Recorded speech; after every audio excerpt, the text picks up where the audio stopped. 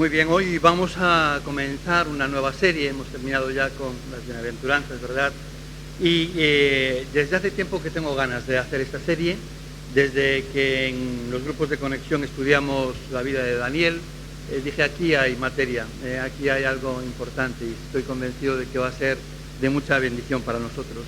Aproximadamente 600 años antes del nacimiento de Jesús, concretamente en el 587, Judá fue invadida por el ejército babilonio y profetas como Elías, Isaías, Jeremías y otros habían advertido al pueblo de que si no obedecían a Dios, si eran rebeldes, si coqueteaban con la idolatría, iba a haber consecuencias, iban a perder la libertad. Y eso ocurrió en tiempos de Nabucodonosor. El padre, Nabopolassar, había intentado ya conquistar Judá, pero Dios no se lo permitió. En esta ocasión, sin embargo, la maldad del pueblo fue tal que Dios entendió que era necesario un correctivo de este calibre. Y la consecuencia es que después de la victoria, una práctica común en aquella época es que además de tomar todo lo valioso de la tierra como botín de guerra y llevarlo a Babilonia, también se llevaron a muchos jóvenes, entre ellos Daniel y otros muchos judíos fueron llevados cautivos e insertados en una cultura totalmente distinta a la suya, a miles de kilómetros de distancia de su casa, con valores totalmente contrarios a los que ellos tenían. Y Daniel en este momento solo tenía 15 años de edad. Con 15 años él va a vivir la destrucción de su nación, es llevado como prisionero de guerra y tiene que enfrentarse al desmoronamiento de toda su vida y todo su mundo, tal como hasta ese momento lo conocía. Leemos su historia en el libro que lleva su nombre, en el libro de Daniel, y hoy vamos a hacer solo una introducción. Vamos a estar viendo las cosas que Daniel hace en ese contexto, en medio de un mundo que se cae en pedazos, su mundo, y ver cómo nos da también herramientas y pautas a nosotros para enfrentar los problemas y las dificultades en nuestra vida de manera victoriosa, de manera que podamos tener éxito. Y creo que va a ser muy aprovechable. Muy bien. No obstante, hoy vamos a poner la base, el cimiento sobre la que vamos a construir la serie, y me daría por satisfecho si cambia nuestra percepción de los problemas, si fuéramos capaces al salir de aquí de poder ver a Dios en medio de nuestros problemas. Leemos su historia en el primer capítulo, tenemos ahí.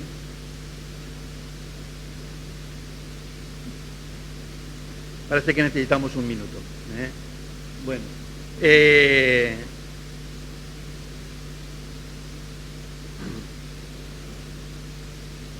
Muy bien, lo tenemos de ahí. El título de hoy va a ser precisamente, esa pregunta que tantas veces nos hacemos en medio de nuestras crisis, de nuestros problemas, y es ¿por qué Dios permite? ¿Por qué me pasa esto a mí? ¿Por qué a mí? ¿Verdad? Muy bien, leemos entonces en el libro de Daniel capítulo 1, versos del 1 hasta el 7.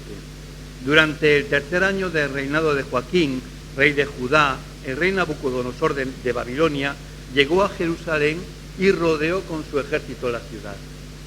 El Señor dejó que Nabucodonosor capturase a Joaquín y que cayera también en su poder gran parte de los utensilios del templo de Dios. Nabucodonosor se llevó los prisioneros a Babilonia y puso los utensilios sagrados en el tesoro del templo de sus dioses. Además, ordenó a Aspenaz, jefe del servicio de palacio, que de entre los israelitas de familia real y de familias distinguidas trajera jóvenes bien parecidos, sin ningún defecto físico, cultos e inteligentes, entendidos en todos los campos del saber y aptos para servir en el palacio real. A ellos les enseñaría el lenguaje y la literatura de los caldeos. Nabucodonosor ordenó también que a esos jóvenes se les diera todos los días de los mismos alimentos y vinos que a él les servían, y que los educaran durante 3 años, al cabo de los cuales quedarían a su servicio. Entre aquellos jóvenes estaban Daniel, Ananías, Misael y Azarías, de la tribu de Judá, a quien el jefe del servicio de palacio les cambió el nombre. A Daniel lo llamó Belsasar, a Ananías Sadrac, a Misael Mesac y a Azarías Abed-Nego. Muy bien, si os dais cuenta, el texto nos dice que Nabucodonosor decide escoger de entre lo mejor y lo más valioso que había conquistado en Jerusalén y usarlo para el progreso de su propia nación. Ahí denota cierta sabiduría, otros no, otros pues como en el libro de Esther vemos que toman a las prisioneras para su harén, para su placer, para su deleite, pero aquí Nabucodonosor está pensando en cómo utilizar las mejores mentes, los jóvenes más brillantes, los más capacitados, para asimilarlos en su cultura, en su nación, y a partir de ahí poder ayudar también a llevar a un nivel más alto al pueblo de Babilonia. Y dice que entre los israelitas de familia real y familias distinguidas, escogió a aquellos jóvenes que eran bien parecidos, sin ningún defecto físico, cultos e inteligentes, entendidos en todos los campos del saber y aptos. A estos jóvenes judíos empezaron de forma sistemática a lavarles el cerebro. Empezaron a reprogramarlos, destruyendo su cultura y sus valores y sustituyéndolos por la cultura y los valores de Babilonia, incluyendo una nueva identidad que se refleja aquí en sus nuevos nombres. Ellos ya no van a ser más los que eran, a partir de aquí van a ser nuevas personas. Realmente la vida de Daniel fue sacudida. Yo me imagino que ninguno de nosotros puede compararse lo que ha vivido a lo que tuvo que vivir Daniel, ¿verdad? Fijaos lo que decíamos, a pesar de que su mundo se estremeció hasta que los cimientos se vinieron abajo, este joven de 15 años llegó a ser un hombre de Dios, uno de los mayores profetas que encontramos en la Biblia, y esto todo en medio de una cultura hostil, de un mundo hostil, donde no solo mantuvo su integridad y su fe intacta, sino que prosperó y llegó a convertirse en uno de los líderes más importantes de Babilonia, y esto durante el reinado de 3 reyes de 3 pueblos y culturas, imperios diferentes. Y esta es una increíble historia que nos muestra, y veremos en los días siguientes, cómo prosperar y tener éxito aun cuando todo a tu alrededor pueda estar en tu contra. Las próximas semanas vamos a estudiar la vida de Daniel. Hoy, como decía, solo empezamos poniendo la base y vamos a considerar qué debemos hacer cuando nuestro mundo se cae en pedazos. A pesar de que el colapso de la nación de Israel sorprendió a todo el mundo, no era algo inesperado. Como ya apunté también, varios profetas habían venido anunciando lo que iba a pasar si como nación seguían desobedeciendo a Dios. Y la Biblia también nos habla claramente de cuáles son las consecuencias muchas veces de vivir en un mundo caído. Pedro nos va a escribir y dice: queridos amigos, no os sorprendáis de las pruebas de fuego por las que estáis atravesando, como si algo extraño os sucediera. No debería sorprendernos tener problemas. Los problemas son una parte normal de un mundo dañado. No estamos viviendo en el cielo, allí todo funciona bien, allí todo es perfecto, allí no hay tristeza, ni dolor, ni llanto, pero eso no es el mundo en el que estamos. En este mundo todo está dañado por el pecado, así que no deberíamos esperar no tener problemas aquí en la tierra. Y cuando algo malo ocurre en tu vida, en lugar de preguntarte ¿por qué a mí?, deberías de preguntarte ¿por qué no a mí? Lo cierto es que en tu vida vas a tener problemas. Jesús lo dijo de esta forma: estas cosas os he hablado para que en mí tengáis paz. En un mundo dañado, lleno de problemas, que en él podamos encontrar un espacio de paz. En el mundo, ¿es probable que tengáis aflicción? ¿Dice esto? No, ¿verdad? En el mundo tendréis aflicción, pero confiad, yo he vencido al mundo. Y si Jesús lo dijo, puedes contar con ello. En el mundo vas a tener problemas, vas a enfrentar adversidades, va a haber momentos en los que tu mundo se ponga patas arriba y todo se venga abajo y tú no sabrás qué hacer, pero en esos momentos confía. Jesús venció y Él está contigo y por ti. No permitas que los problemas te tomen por sorpresa. En todo caso, en medio de los problemas, busca a Jesús. ¿Sabéis cuál es la respuesta más común que tenemos cuando atravesamos por algún problema o alguna crisis? Lo más común que hacemos es buscar quién tiene la culpa. Pero eso es lo último que tendríamos que hacer. Porque mientras estés buscando a quién echarle la culpa, no vas a resolver el problema. Y en lugar de buscar culpables, lo que deberías hacer es preguntarte precisamente ¿qué debo hacer? En realidad, no importa de dónde vienen tus problemas. Es verdad que las fuentes pueden ser diversas, que pueden venir por tus propias meteduras de pata, por tu mal carácter, que pueden venir del mundo, de la confrontación de tu fe con el mundo, o del propio diablo, o de Dios. Pero no importa, lo importante es que Dios puede usar todo esto para tu bienestar. Y eso lo hace si confías en Él. Él puede convertir crucifixiones en resurrecciones. Él puede sacar cosas buenas de las cosas malas si confías en Él. Así que, sin importar de dónde vienen tus problemas, no importa lo que estés pasando, si perdiste tu trabajo, si no has alcanzado tu sueño, si no conseguiste aquello que deseabas, lo que importa es que Dios quiere usar eso para tu bien. Y cuando los problemas y las dificultades aparecen en nuestra vida, hay dos cosas que se convierten en lo más importante. En primer lugar, la necesidad de comprender. Y en segundo lugar, la necesidad de encontrar una solución al problema. Pero de estas dos cosas, lo verdaderamente clave para manejar correctamente el problema y solucionarlo de la forma correcta es entender, aunque no nos lo parezca. Yo no sé si os ha pasado alguna experiencia parecida a esta, pero a mí sí. Yo he llegado, no a creerme, esto es una exageración, pero sí a pensar en algún momento, medio en broma, que tenía algún tipo de poder mágico porque tocando las cosas se arreglaban. A veces había una luz que no funcionaba, le daba un golpe en el enchufe y se encendía. Y volvía a apagarse, volvía a darle un toque y aguantaba unos días. Al cabo de un tiempo volvía a fallar y mientras el golpe funcionaba, lo dejaba así. Claro, el problema es que no veía cuál era realmente el problema, no entendía qué es lo que estaba pasando, hasta que un día se quemó el enchufe. Porque lo que estaba pasando es que había un cable que hacía mala conexión, estaba suelto, y entonces en esa mala conexión producía chispas. Cuando le golpeaba y hacía conexión, venía la luz, pero no arreglaba el problema estaba ahí. Y además ese problema, por no atenderlo a tiempo, pudo causar un problema mucho mayor, pudo haber incendiado la casa. Y a veces en nuestra vida es lo mismo. Si no entendemos qué es lo que nos está pasando y por qué y para qué nos está pasando, podemos cerrar en falso los problemas y estos van a aparecer y reaparecer constantemente en nuestra vida y puede que incluso al final nos quedemos encerrados en un círculo vicioso sin saber cómo salir. Por ello es importante entender. ¿Y qué es lo que tenemos que entender de los problemas? Pues esto es lo que os voy a compartir en esta mañana y que me gustaría que pudierais recordar.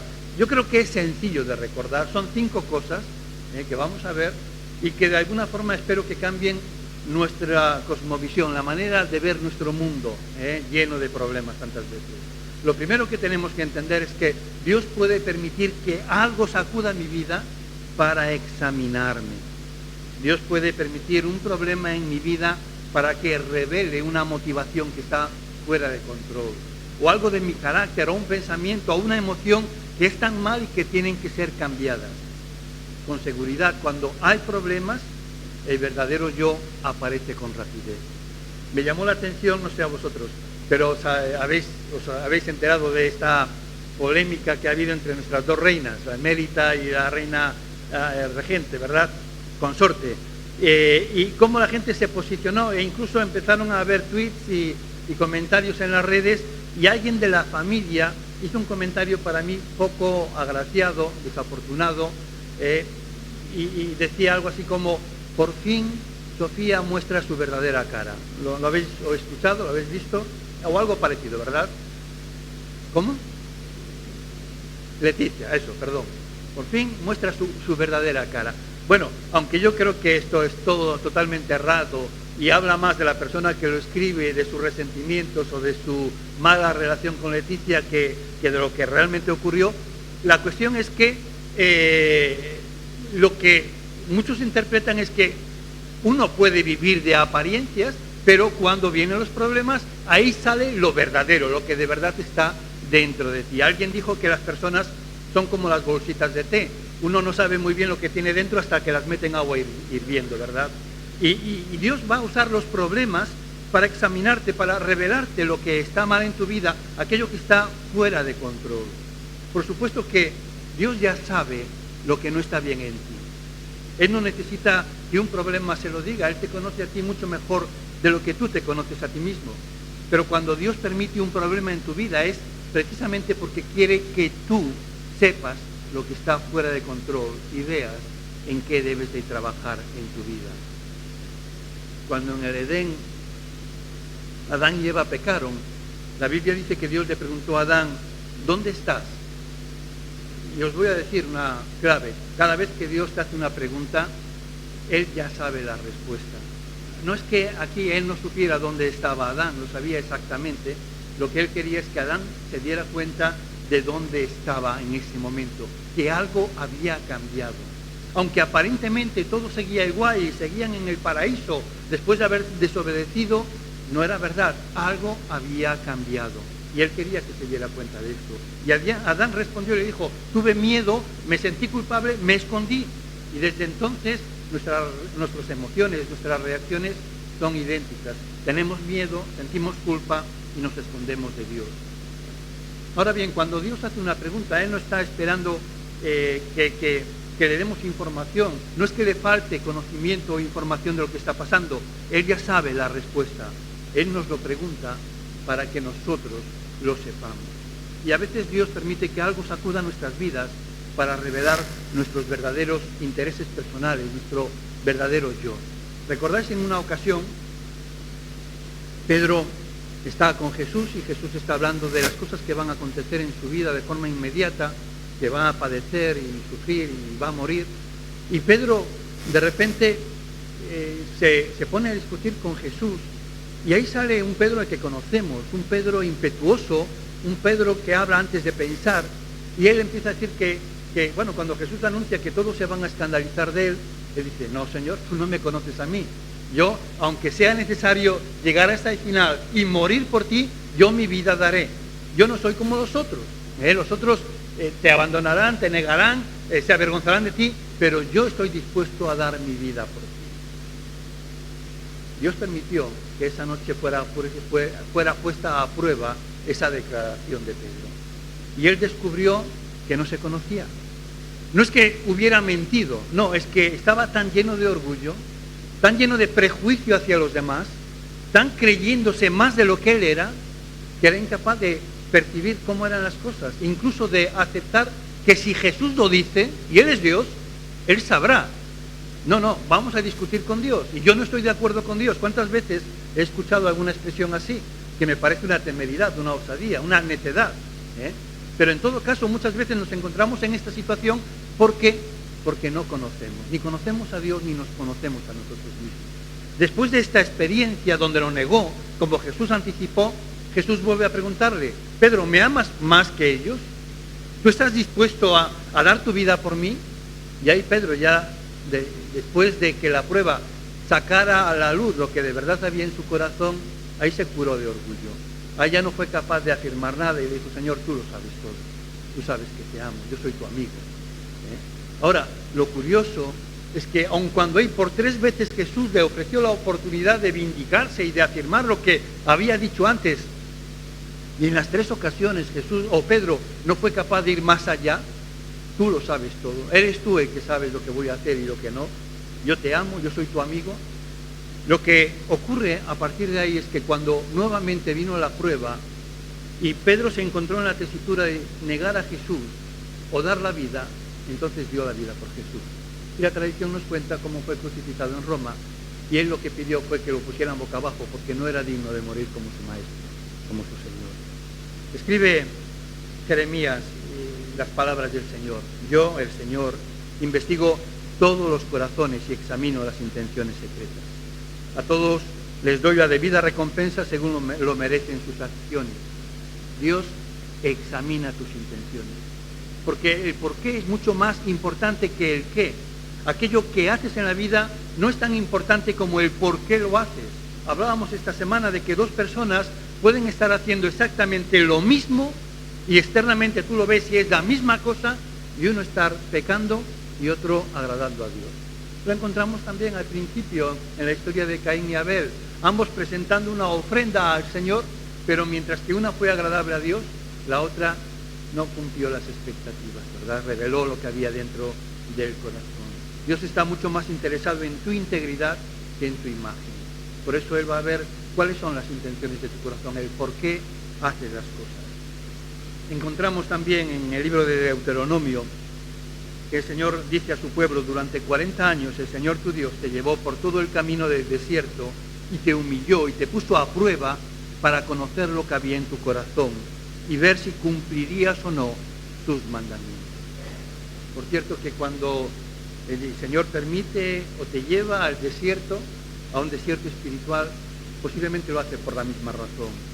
Cuando Dios permite que vivas esas etapas en tu vida de sequía espiritual, donde no sientes nada, donde no hay ninguna emoción que te levante y que te anime, que te ayude a ir adelante, posiblemente Dios lo que quiere es que descubras si tú haces lo correcto solo cuando te apetece, o cuando estás motivado, o cuando lo sientes, o cuando otros te ven y lo van a reconocer, o por el contrario lo harás siempre, no porque lo sientas, sino porque es lo correcto, porque quieres obedecer a Dios. Así que esta también es una prueba, a ver si vas a confiar en Dios y vas a hacer las cosas porque Él lo dice.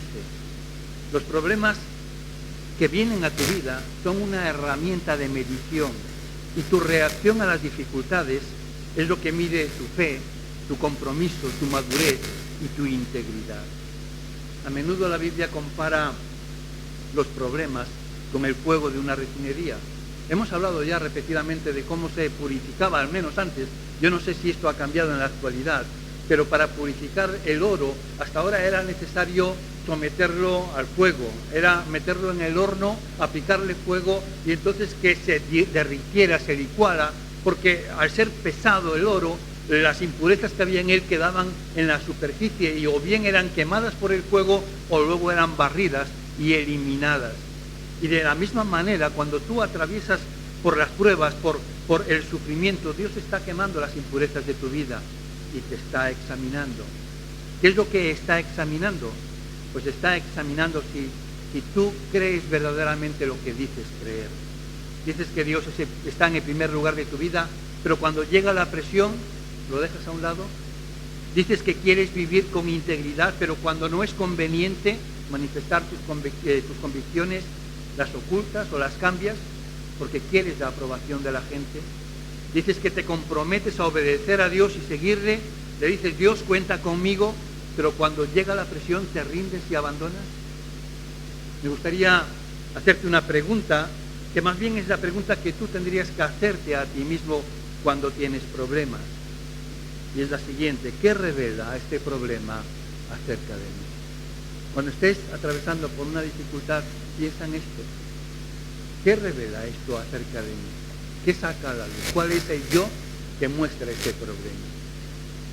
Lo segundo que podemos aprender de los problemas es que Dios puede permitir que algo sacuda mi vida para corregirme. Y eso es exactamente lo que ocurrió a la nación de Israel hace 2600 años. Ellos habían caído en la idolatría y Dios dijo: voy a corregir esta situación. Y permitió que fueran llevados cautivos a un país extranjero durante 70 años. Y 70 años más tarde, cuando regresaron, ellos ya estaban curados. La nación de Israel nunca más volvió a caer en la idolatría. Leemos del autor de Hebreos que dice: si Dios no os corrige como lo hace con todos sus hijos, entonces no sois en verdad sus hijos. Dios nos corrige para nuestro verdadero bien, para hacernos santos como Él. Desde luego que ningún castigo nos gusta en el momento de recibirlo, pues nos duele. Pero si aprendemos la lección que Dios nos quiere dar, viviremos en paz y haremos el bien. Al final, siempre es por tu bien, para que puedas vivir en paz. Piensa un momento, ¿te beneficiaste de la corrección que recibiste cuando eras un niño? Por supuesto. Gracias a eso aprendimos a caminar, a comer, a bañarnos, a leer, a escribir y todo lo demás que hemos aprendido. Lo hemos aprendido porque a alguien le importó lo suficiente para corregirnos. Y un padre que no corrige a sus hijos es un padre que no ama a sus hijos. La corrección es una prueba de que somos parte de la familia de Dios. Ahora, ¿cuántos de los que sois padres preferiríais no tener que corregir a vuestros hijos? Yo desde luego preferiría no tener que haberlo hecho, porque no es divertido, no solo para los niños, tampoco para los padres. Cuando castigaba a mis hijos sin salir, yo también me quedaba castigado sin salir. Cambiaban mis planes y ese día me tenía que quedar con ellos para que ellos aprendieran, para que ellos corrigieran las actitudes que estaban mal. Esa frase tan repetida por los padres de esto me duele más a mí que a ti, que los niños te miran y dicen qué mentiroso eres, pero que es una verdad absoluta, y los que sois padres lo sabéis, y los que sois hijos llegaréis a ser padres y entonces ya diréis, pero es verdad. No nos gusta corregir a nuestros hijos, nos hace daño verlos sufrir, no entender o lo que sea, pero a pesar de todo ello, aunque no nos gusta, lo hacemos, y lo hacemos porque es la única manera de aprender y de crecer, y muchas veces solo a través del dolor podemos aprender y crecer. Dice nuevamente el autor de Hebreos, cuando Dios habló desde el monte Sinaí, su voz hizo temblar la tierra, pero ahora Él hace otra promesa. Una vez más, haré temblar no solo la tierra, sino también los cielos. Eso significa que toda la creación será agitada y removida para que solo permanezcan las cosas inconmovibles. Lo que está diciendo aquí es que Dios quiere librarse de todo lo que es temporal y superficial para dejar en tu vida solo las cosas importantes y eternas. Y esa es la razón por la que muchas veces va a permitir que algo sacuda tu vida, que venga un problema a tu vida. Dice en el libro de Job, ciertamente qué afortunado es aquel a quien Dios corrige. Es un privilegio de ser corregidos por Dios, porque eso significa que a Dios le importas y que Él te ama. C.S. Lewis dijo, Dios susurra y habla a la conciencia a través del placer, pero le grita mediante el dolor. El dolor es su megáfono para despertar a un mundo adormecido. Muchas veces la única manera de que cambiemos es cuando el dolor es mayor que nuestro miedo al cambio. Dios quiere enseñarte algo acerca de Él o acerca de ti mismo, y algunas lecciones solo las aprenderás a través del fracaso y el dolor. Muchas veces no aprendemos el valor del dinero hasta que lo perdemos. No aprendemos el valor de la salud hasta que la perdemos. No aprendemos el valor de la amistad hasta que la perdemos. Y a veces Dios permite este tipo de problemas para corregirte. Quiero invitarte a hacer otra pregunta cuando tengas algún problema. ¿Qué me está enseñando este problema? ¿Recordáis? ¿Qué revela de mí? ¿Qué me está enseñando? Una tercera cosa que podemos aprender de los problemas es que Dios puede permitir que algo sacuda mi vida para dirigirme. A veces Él quiere llevarnos en una nueva dirección, Él quiere guiarnos por un camino diferente. Dice el autor de Proverbios que la mente del hombre planea su camino, pero el Señor dirige sus pasos. Tú puedes hacer planes, pero Dios va a dirigir tus pasos. Y adivina qué es lo que va a utilizar Dios la mayoría de las veces para provocar el cambio en tu vida, para dirigirte en otra dirección. Pues efectivamente, muy sencillo, ¿verdad? Los problemas. ¿Habéis notado cómo los problemas a menudo cambian nuestros planes? ¿Cómo el dolor es un enorme motivador para el cambio? Dice el autor de Proverbios que el castigo hace cambiar a la gente.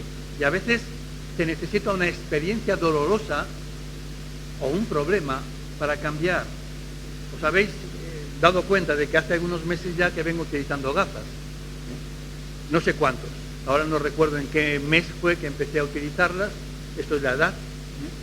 Y resulta que al poco de estrenarlas, yo creo que en la misma semana, me di cuenta de que en la lente izquierda tenía un rayazo, que en principio es molesto porque tu ojo, una vez que lo ves, siempre está mirando ahí y lo ves como esa neblina. Y bueno, lo que hice fue llamar a la óptica donde compré las gafas, le comenté esto y él me dijo, bueno, no hay ningún problema, tráelas y cambiamos las lentes. Vamos a pedirlas a la fábrica y te avisamos cuando estén. En menos de una semana me llamaban diciendo, mira, ya están aquí, cuando quieras ven y te las cambiamos. Esto fue, no recuerdo cuándo, pero hace meses, seguramente el año pasado, antes de las Navidades. Y os puedo asegurar que hasta ahora, a veces por cuestiones de la climatología, que no apetecía, mi óptica está en Bueu. Al final estoy yendo a Bueu por la amistad que tenía con el óptico que se trasladó y continúo esa relación, es Pablo Hofkan, entonces voy hasta Bueu allí. Y a veces, pues por el tiempo que hacía, con lluvia, ya habéis visto este principio de año que hemos tenido hasta ahora, Y otras veces, por falta de tiempo literal, no ha habido ni un solo momento en el que me haya venido bien para ir allí a cambiar los cristales, que son molestos, porque tengo ahí una raya delante de los ojos. Pero ocurrió algo esta semana, el jueves, tuve un percance, y es que al quitarme el casco de la moto, debieron de saltar las gafas con el casco y no me di cuenta. Y cuando me vi sin gafas dije, las debí de olvidar en casa. Entonces me fui pensando que estarían en casa. Cuando llego a casa veo que no están en casa. Y empiezo a hacer memoria y recuerdo, no. Cuando salí, recuerdo que atendí algún mensaje de WhatsApp en el teléfono, paseando al perro, y entonces si pude leer el mensaje es porque llevaba las gafas puestas. Y luego ya no subí. Ya cuando dejé al perro en casa, ya cogí en el garaje de la moto y me vine para aquí, así que llevaba las gafas puestas. Fui al lugar donde paré y efectivamente le pregunté si estarían allí y estaban, pero estaban machacadas. Alguien las había pasado, algún coche le pasó por encima y estaba rota la montura. Esto fue el jueves. Como ya no podía leer para hacer el estudio del jueves ni para preparar nada, el lunes por la mañana a primera hora estaba en Bueu arreglando el problema. ¿Entendéis lo que quiero decir, verdad?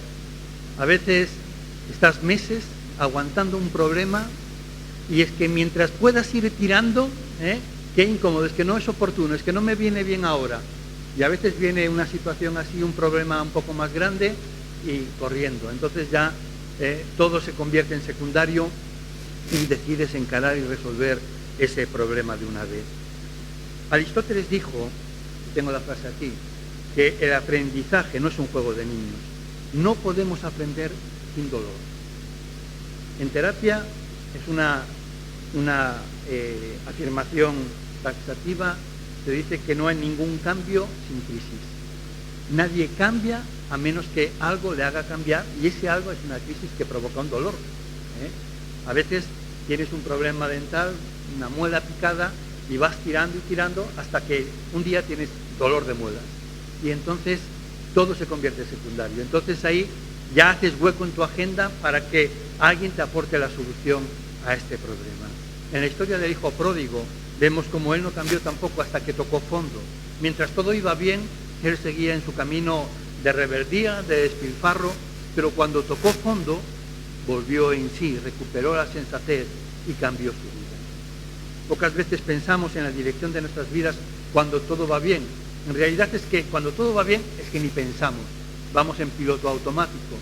Uno de los valores de los problemas, una de las cosas buenas que tienen los problemas es que nos obligan a pensar en cosas que naturalmente no pensamos en ellas, porque vivimos en negación. Queremos tomar esa parte de nuestra vida que no está bien, que necesitaría un cambio, y pretendemos ignorarla y seguir con nuestra vida. Cuando la vida de David se estaba desmoronando, él escribió: me he puesto a pensar en mis caminos y he orientado mis pasos hacia tus estatutos. Probablemente sin problemas en su vida no hubiera pensado en ello. Dice dicho, no decimos tantas veces, cuando alguien funciona, ¿para qué tocarlo? Si las cosas va yendo, no toques nada. Y así es como vivimos. Ahora, piensa un momento, ¿cuál es el problema en tu vida que estás fingiendo que no es un problema? Dios va a usar los problemas para examinarte, para corregirte y para dirigirte. Si tuviéramos una enfermedad que no nos causara dolor, no iríamos al médico, dejaríamos que nos matara lentamente. Recordáis el ejemplo de las ranas, ¿verdad?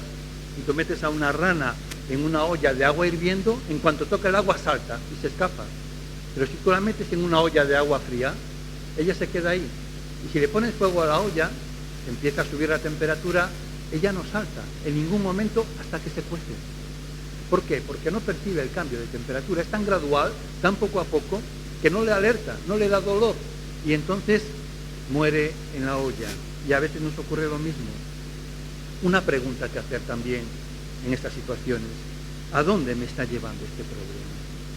¿Qué revela de mi personalidad, de mí, ¿verdad? ¿Qué tengo que cambiar y a dónde me está llevando? Una cuarta cosa que podemos aprender de los problemas es que Dios puede permitir que algo sacuda mi vida para protegerme. ¿Sabíais que a veces el dolor te protege de algo peor? Quizás no, pero los que tienen lepra sí lo saben. porque el mayor problema de la lepra es que mata las terminaciones nerviosas de tal manera que no sientes. Y te puedes estar quemando y no lo sientes. Y te puedes haber golpeado y producido una brecha y no has sentido dolor y no te das cuenta de que te estás desangrando o que se ha infectado la herida por no atenderla. Este es uno de los problemas de la lepra, la insensibilidad. Esta semana bromeábamos en mi grupo de conexión porque Liz se iba a presentar, se presentó al examen de conducción este jueves y ella pues decía que ya había suspendido, que le había dado un bajón cada vez, ¿no? Y estuvimos hablando con ella e intentábamos motivarla y decíamos, mira, no te preocupes, si no apruebas seguramente es porque Dios está librándote de atropellar a alguien, seguramente nos está protegiendo a nosotros de ti, quiere salvarnos la vida, ¿no? Lo decíamos en broma, pero yo creo que hay cierta verdad encerrada en esto, y es que a veces un problema es una bendición disfrazada. Dice el libro de Job, Dios está alejándote del peligro y te lleva a un lugar libre de angustia. Y a veces los problemas son la preparación necesaria para el éxito. ¿Recordáis la historia de José? Él tuvo una visión de Dios de que un día llegaría a ser un gran líder, pero durante los primeros años de su vida todo salió mal. Fue maltratado por sus hermanos, vendido como esclavo, lo llevaron a Egipto y allí la esposa de su amo quiso seducirlo, pero él se mantuvo íntegro y ella, sintiéndose rechazada y ofendida, le acusó de intentar abusar de ella y esto provocó que él fuera echado en la cárcel ya de por vida, una cadena perpetua. Y todo estaba saliendo mal, pero ahí, en la cárcel, es donde exactamente Dios quería que estuviera. Y tras una serie de circunstancias, él llegó a estar como el segundo hombre más importante de Egipto, dirigiendo el país más poderoso de la tierra y salvando la vida de miles de personas de la hambruna. Tú no lo sabes, pero quizás Dios está protegiéndote de un problema mayor en tu vida. Cuando todo había acabado, José le dijo a sus hermanos, vosotros pensasteis hacerme mal, pero Dios transformó ese mal en bien. Dios puede usar los problemas para protegerte. Algo parecido ocurre con la fiebre. Cuando tienes fiebre, te sientes mal, pero la fiebre no es el problema.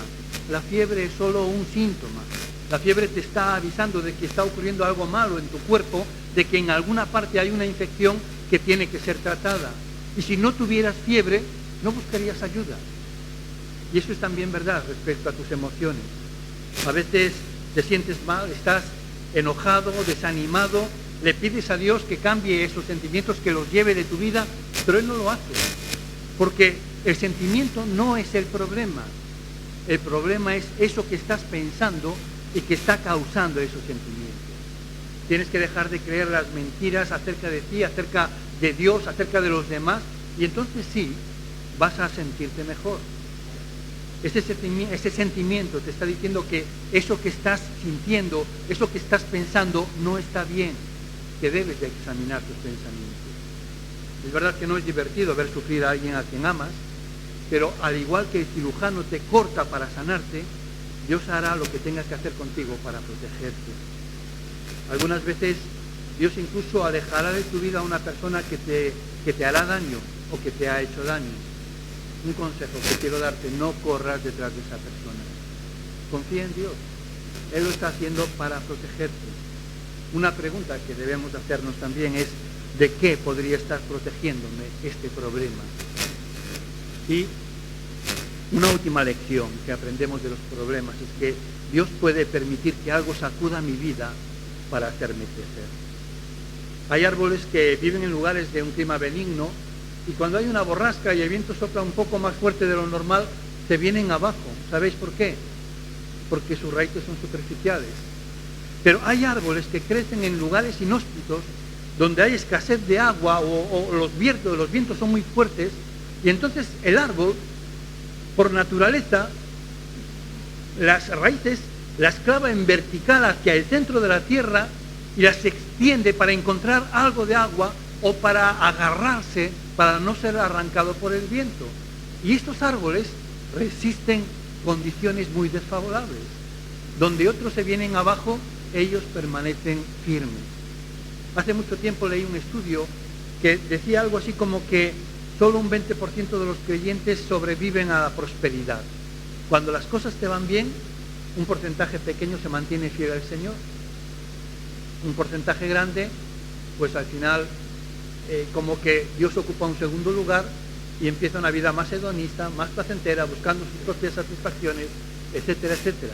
Pero este mismo estudio afirmaba que un 80% de aquellos creyentes que tenían dificultades testificaban que esas dificultades les habían ayudado para crecer y acercarse más a Dios. Muchas veces el dolor es el precio del crecimiento. Si quieres crecer y madurar, no podrás hacerlo sin dolor. Y la misma cosa que te está desanimando es lo mismo que Dios está usando para hacerte crecer. Leemos en la palabra del Señor que después de que hayáis sufrido un poco de tiempo, el Dios de toda gracia que os llamó a su gloria eterna en Cristo, Él mismo os perfeccionará, fortalecerá y establecerá después de que hayáis sufrido un poco de tiempo. Y en Romanos Pablo nos dice, podemos sentirnos felices aun cuando tenemos sufrimientos, porque los sufrimientos nos enseñan a ser pacientes. Si tenemos paciencia, nuestro carácter se fortalece y con un carácter así, nuestra esperanza aumenta. Está hablando de progresión, de crecimiento en la fe, en la esperanza, en el amor. Dice que podemos sentirnos felices por tener sufrimientos, porque esto nos enseña paciencia. Y si tenemos paciencia, nuestro carácter se fortalece. Y un carácter así produce una esperanza inquebrantable. Una pregunta: ¿cómo puedo crecer a partir de este problema? A fin de cuentas, dicho lo dicho, tus problemas no son el problema. Tu verdadero problema es cómo decides responder a tus problemas. Si respondes con confianza en Dios y alabanza, si te mantienes íntegro, no te das por vencido y haces lo que veremos que Daniel hizo, estoy convencido de que prosperarás, crecerás y tendrás éxito. ¿Cuándo los problemas se convierten verdaderamente en problemas? Pues es cuando pierdo la perspectiva, cuando me despojo de un valor importante, me doy por vencido, empiezo a sentir lástima de mí mismo, cuando me vuelvo un amargado y empiezo a culpar a los demás por mi infelicidad. Y esto sí es un verdadero problema. No te sorprendas cuando tengas adversidad. En el mundo tendrás aflicción, pero Dios puede usar todo esto para bendecirte de maneras diferentes. Lo que debes hacer, por tanto, es confiar en Dios, aun cuando no entiendas todas las cosas, sabiendo que Él tiene un buen plan para ti. Dice el libro de Proverbios, el libro de la sabiduría, el Señor dirige nuestros pasos. Entonces, ¿por qué tratar de entender todo lo que pasa? Algunos necesitamos escuchar esto y tatuárnoslo, ¿verdad?, en el corazón. Sigue diciendo en Proverbios, confía de todo corazón en el Señor y no en tu propia inteligencia. Ten presente al Señor en todo lo que hagas, yo te diría, en todo lo que te pasa, y Él te llevará por el camino recto. El Señor quiere que prosperes en todas las cosas, así como prospera tu alma. No solo que sobrevivas en un tiempo difícil, en medio de una sociedad hostil para tu fe, sino que tengas éxito. Confía en que en medio de tus problemas, Dios está examinando tu vida, corrigiéndote, dirigiendo tus pasos, protegiéndote de algún peligro mayor, o está usando ese problema para que crezcas espiritualmente, que fortalezca tu carácter, aumente tu fe, tu amor o tu esperanza.